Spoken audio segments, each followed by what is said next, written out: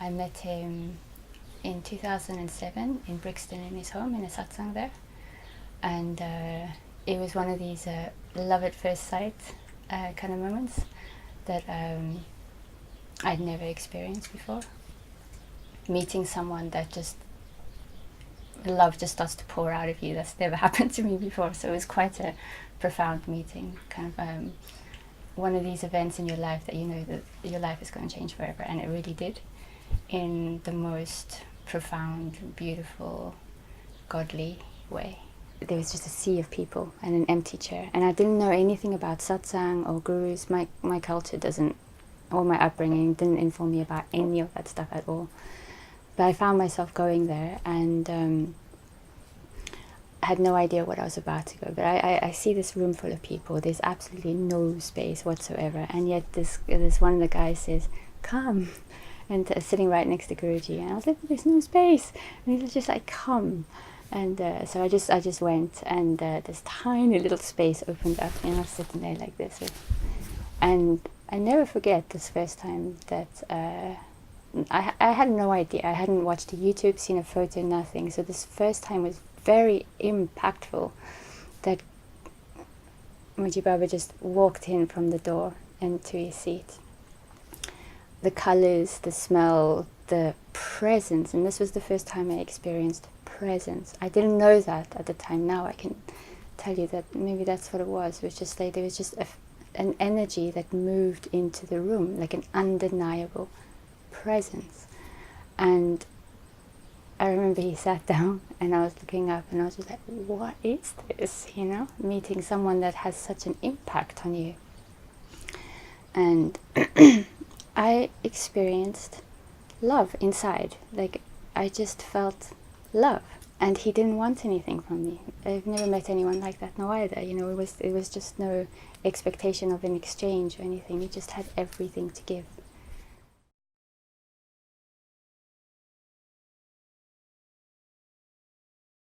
Those were the most fun time. I mean, it's still fun, but and it's always been fun. But those times were especially special because there was no electricity, no water.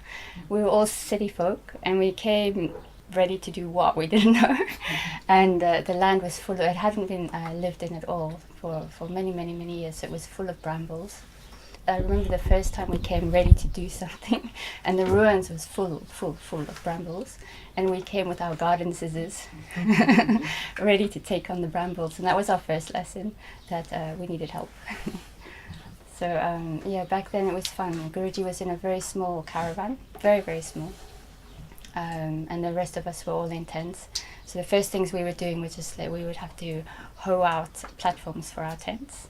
We were all on land care then, because we had to free all the trees and the ruins from brambles. So we'd all go out and just pull the brambles out, and it was such a beautiful satsang. We all kind of took it like that we were pulling out, you know, the ego and all these kind of things, and coming back with all scratches on, and living very, very simply. Very, very simply, having showers. I remember Prema built the first toilet. She single-handedly dug a hole for the toilet. That was our first toilet. And we would actually have water from Buddha Pond. That was, we would go and get our water and shower with that. So it was very, very basic. The ruins didn't have a roof. So we would come together with Moojibaba, and we'd make a fireplace there, stars all above us.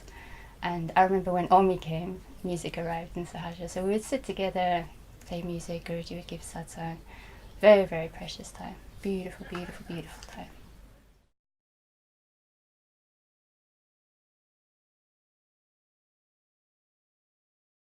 No, and it reminds me of, the story is coming because I feel it's really indicative of what happened then. Because when I remember the first year that I was working as Guruji's PA in Tiruvannamalai, what would happen is I would run down to the rice mill, like get on the bike, drive through the field, Arunachala in the background, and then get to the rice mill and then be waiting there for when he would arrive.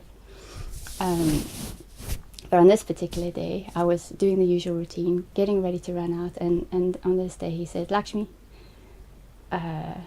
wait for me today." and it felt a bit weird, like it was a very unusual request, but of course, happily, I went downstairs and was waiting on my bike for him. And he got dressed, and I remember him walking down. I think he was wearing white that day, short sleeve, walking down the stairs and then coming ready for satsang. And he gets on his bike and it doesn't start. And there are 3 times he's attempting to start the bike. It just does not start. And then, so he's definitely going to be late, but my bike is there. So we all jump on my bike and drive off again through the field. Arunachal in the background, and I'm saying to Guruji, Guruji, you know everything. And he says, no, I know nothing. And since then, honestly, this is what Sahaja has been. Like, I feel from that space, Sahaja came. Like, he knew nothing, like nothing has been planned, and yet all of this beauty has come out of that space. And that's how he's always approached everything, from that space.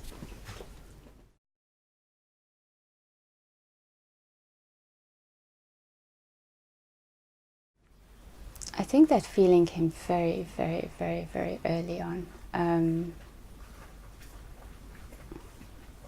I have to say it came from the beginning, because what makes Sahaja so magical is that it's been built by a living awakened master and those of us that have come to learn from him. So the whole space has been built on our satsang, with our satsang.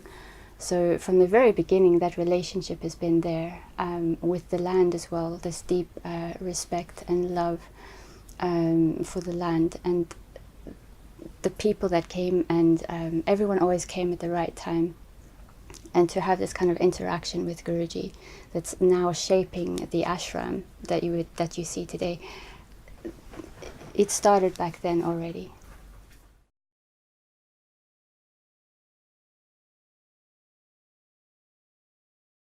There's been a lot of growth, definitely, because I remember that when we all came, actually predating Sahaja even, I'm not so proud of this, but I remember being in Tiru, and a whole bunch of us that are still here today, but I remember Guruji saying to us, if I wasn't here, would you guys love each other? Would you guys still be together? And I remember we were all looking around. We spoke about it afterwards and since then, that we all looked around at each other and we couldn't say that. And now I could definitely say that, of course. And what happened when we first came here, everyone comes with their stuff, you know, and how they were brought up, their conditioning, you know, their person, their ego. And for a while we were bashing those against each other, you know. So I feel Guruji was so patient with us, but he was very much always side by side with us. So nothing was really allowed to grow in any kind of egoic way. So it was cut very quickly. So as a sangha, we came in quite, I would say, quite dense, and have become more and more subtle as time has gone by. And what's so beautiful, I find, is that those that are coming in now, they don't have to start where we started. It's almost like the consciousness has evolved enough that those that come in can just hold, they just slip into that same stream of consciousness, and then we continue to grow in subtler levels of understanding, which means for me more love and openness and kindness. And so we're bound together in a way that it's very unusual, but it's very natural. It actually should be very common, but unfortunately I don't know if it's so common, but it definitely exists here.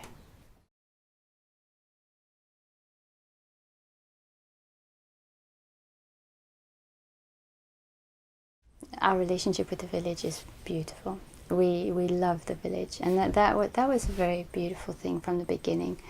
Moojibaba has always said that we're visitors here, and it was very important for him that we always moved with utmost respect and love, and they love Moojibaba because he goes to the village and he'll go and speak to everyone in the villages, and all the different shops we go to, Moojibaba goes, and he has a direct relationship with each one.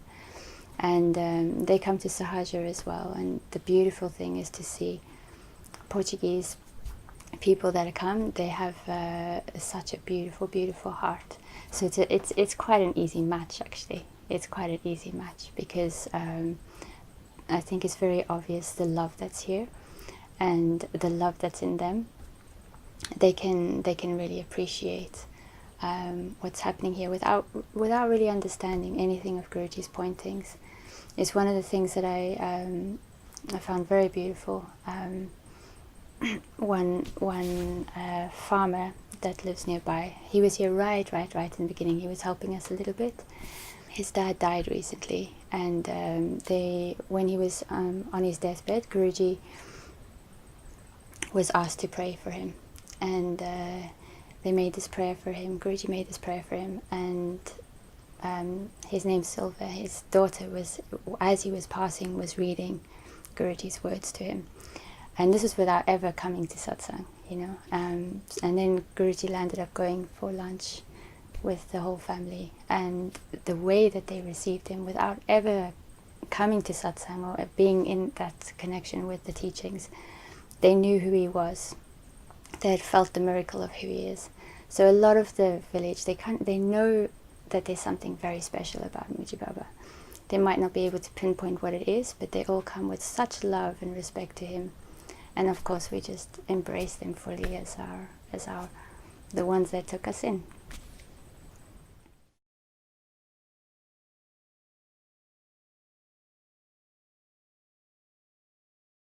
I would say my life started when I met Moojibaba, because prior to that, maybe I'd have moments of happiness, which maybe I would even call was more like excitement than genuine happiness. And I feel I was born angry. I was just really angry a lot of the time. And now I would say happiness and joy is a natural feeling inside. Like it's just, and it's not excited. I don't wake up excited, but I wake up happy and grateful. And if I get angry, it's like, whoa, I haven't experienced that in a long time. So these kind of things give me a little bit of a reference of how much things have changed.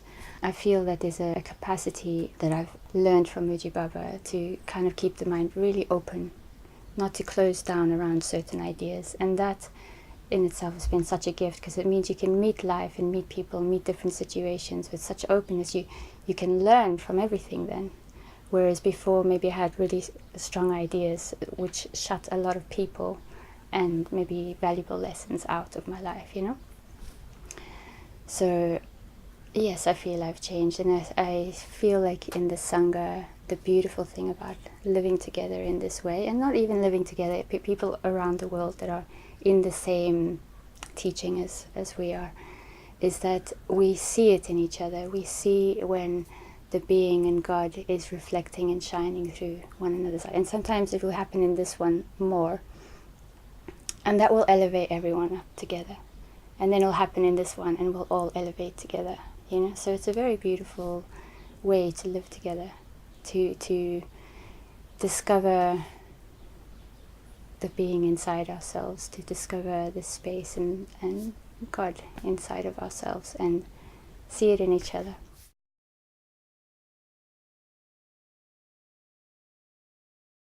Moojibaba, I've heard him say many times that this time in Monte Sahaje is one of the best of his life.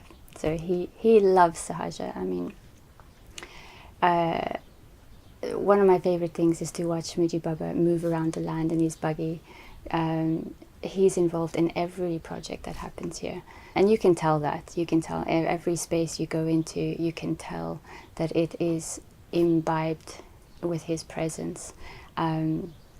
He often says how he will go into a space and sit there. And this is a beautiful thing to watch, actually, how he sits there and the space starts to speak to him, and he starts to carve out the space as, you know, by the time he's done, it's as if it's always been there.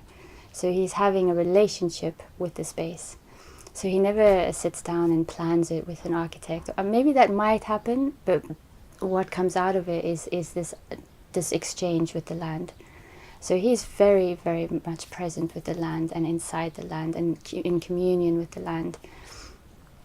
Sometimes I've heard him speak about how God speaks to him through the wind and the trees, and and so through these different movements, he's always in communion with God, and it's through that Sahaja is being built. So yeah, he loves Sahaja, and he spends his days when he's in Sahaja kind of moving about, and then again, the people aren't separate from that.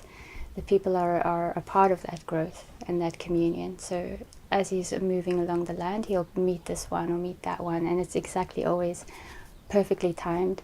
Why he went to go and do this small thing was actually to meet this one. So it's very obvious that his life is moved from an inner core of divinity, really.